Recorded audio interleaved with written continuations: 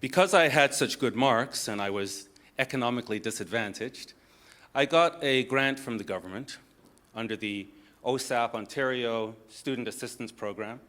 My peers called it the Ontario Stereo Acquisition Program. They all went out and got stereos. My dad said to me, Adrian, here's what you do with that money. I'll give you this room.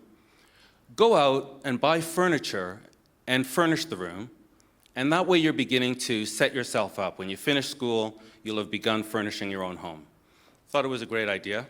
We went out and we bought a bedroom set that was very expensive and used up all my money. So during the day, I studied hard, and at night I slept like a king. And this went well until I got my first report card. When I got my report, I got straight A's and A+. I told you I was very focused. And I took my report card home to my dad. And I said, Dad, I got my report. He was sitting at the kitchen table, and I presented it to him.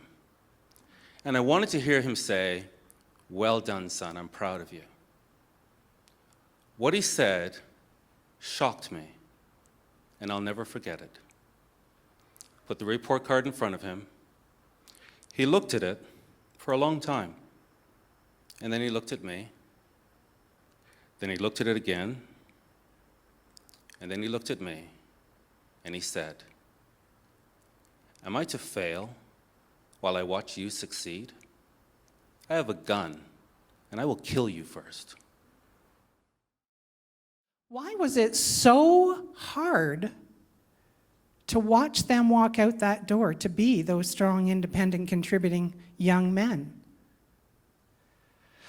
For me, I think it was because I wasn't sure I was done yet. There was just one more thing I needed to tell them. And there was one more thing I needed to show them. And oh my goodness, there was just one more day I needed them home with me. Now, of course, she had poo on her hands at this point, and being 18 months old, she decided to do a little finger painting while she was at it. So there was poo on her floor, walls, books, bed, window, everywhere had hand streaks. This is literally a scene from a parent horror movie. And here's the catch, I'm home alone. So it really kind of dawns on me that my husband, Dave, very lovely, was supposed to be home in 10 minutes. And theoretically, I could close the door and pretend I never saw anything.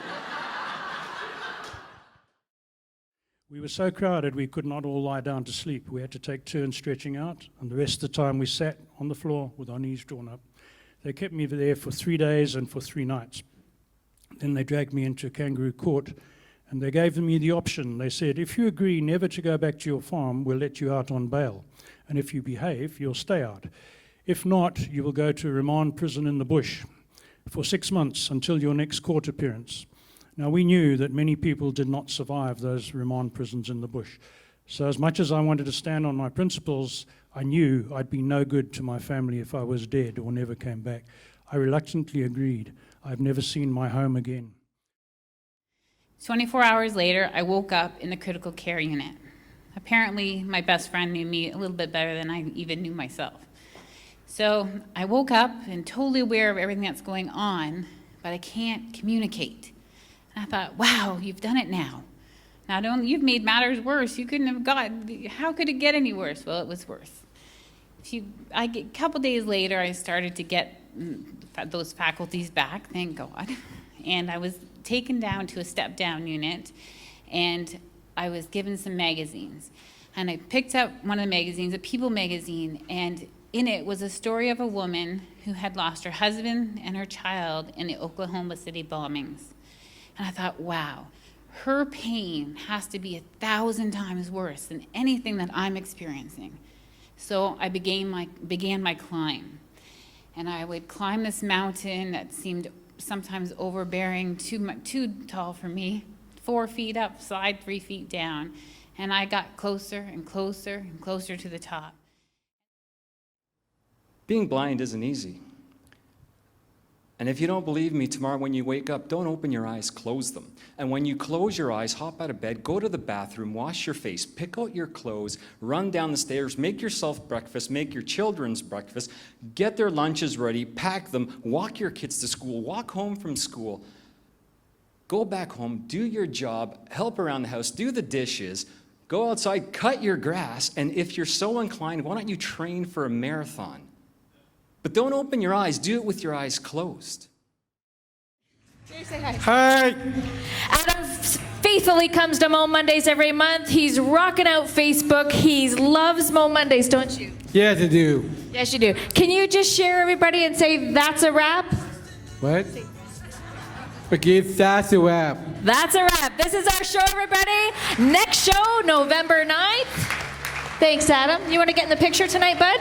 Sure will. Okay. What? Oh, move over to the middle. Okay. Here, come around here. All right.